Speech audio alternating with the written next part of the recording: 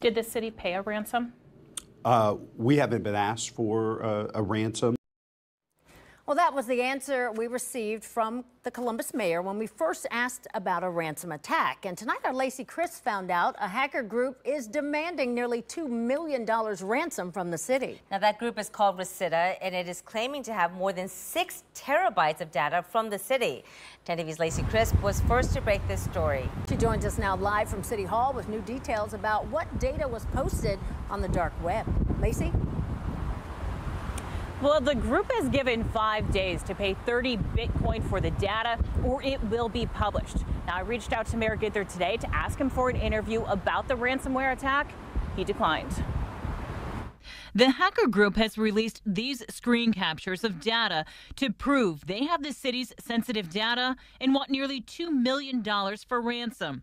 It shows security camera footage and dispatching information, along with tables of employee data they claim to have. Are you familiar with the group that has hacked into the city of Columbus?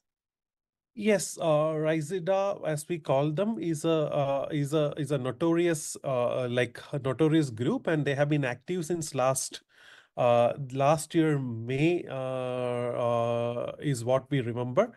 So they have around 100+ victims listed. Nanda Harikumar works for Falcon Feeds, a watchdog group that collects data from these types of threat actors in order to protect its clients. Even from the samples what this ransomware group has provided, we are unable to identify what exact data has been leaked from the employee side, but they claim that they have a lot of data about the employees working with the government in the departments.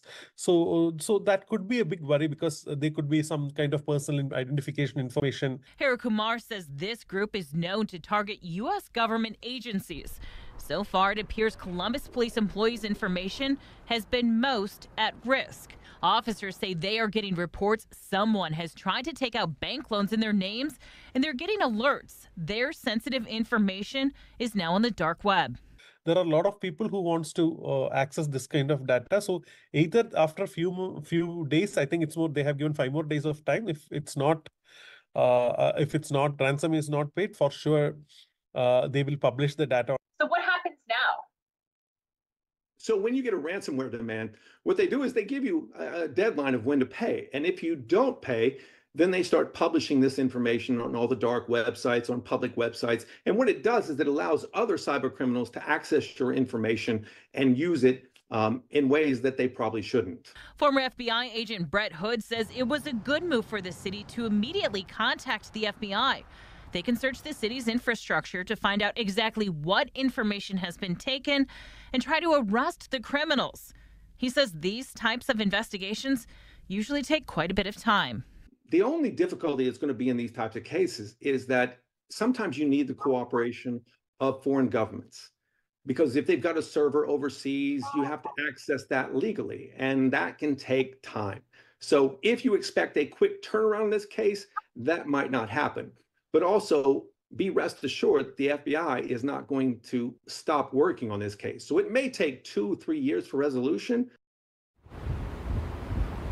So to protect themselves, many Columbus police officers have closed out their current bank accounts, opened up new accounts, and have asked the city to pay them by paper check instead of direct deposit. But the city has said no, they have to get paid through direct deposit.